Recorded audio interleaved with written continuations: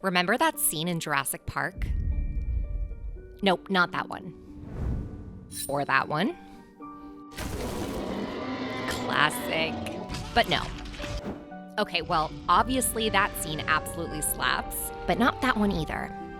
It's this one. The one where our heroes are treated to an explainer of how scientists were able to bring back dinosaurs by altering their genes and filling in missing sequences. But it also serves as a quick explainer on the very real scientific concept of gene therapy. While something as old as T-Rex isn't likely, gene therapy is on the brink of bringing back more recently extinct animals like the dodo and woolly mammoth. But it also holds serious promise as the key to extending our own lives. In 1900, average human life expectancy was 32 years old. By 2021, that number had more than doubled to 71 years old worldwide. Scientific advancements in medicine, nutrition, and living standards all help to both drastically decrease infant mortality while increasing adult lifespan. So, what's the next step in maximizing the potential of the human lifespan? And can we ever reach triple digits as a worldwide average? Enter Peter Diamandis. He's the founder and chairman of X Prize, a nonprofit organization which hosts public competitions to encourage tech development.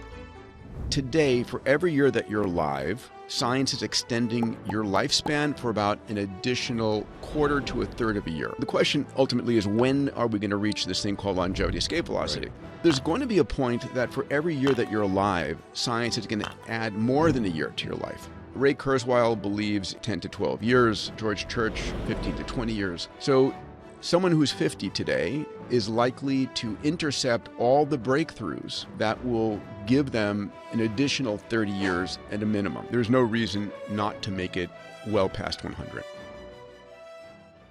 In 2014, Diamandis founded Human Longevity, Inc.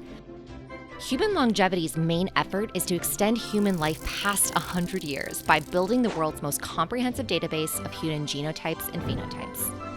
A genotype is a unique sequence of DNA. It's like a blueprint for you.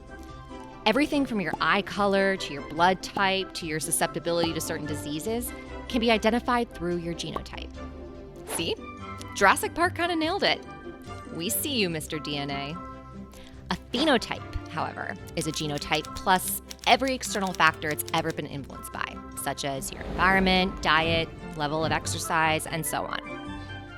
Combined with machine learning, Human Longevity believes they can use their database to identify markers for life-shortening diseases and conditions. Dr. Morgan Levine of the Yale School of Medicine explains.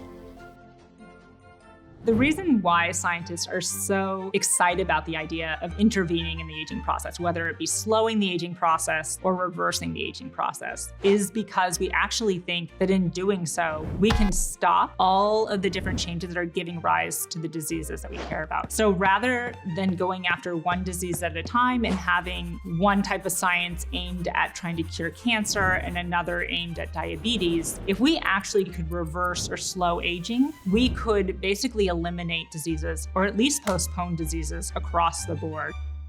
It's great that we're working on disease prevention, but what if someone requires immediate medical intervention to prolong their life? Like, say, an organ transplant?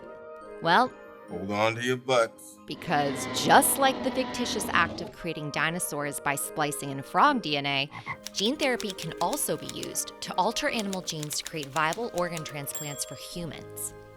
Imagine a future in which you have a backup set of organs on hold for you. The idea is, can you take a pig that happens to have the same size heart, kidney, lungs as humans, modify 10 surface genes to humanize it, and then they do a kidney transplant as the first one into a man who was on life support. 2 months ago, they did a heart transplant into a recipient. Diamandis is referring to a process called xenotransplantation. Genetically modifying animal organs is meant to help reduce instances of organ rejection in humans and could theoretically solve the critical shortage of transplantable organs. So while gene therapy may not help us bring back the T-Rex or whatever that spitting one was that got Newman, it might lead us to something far better, the next major leap in medical science. Join us next week when we explain how Back to the Future perfectly lays out Einstein's theory of time dilation. Just kidding, it doesn't. at all. Still a good movie, though.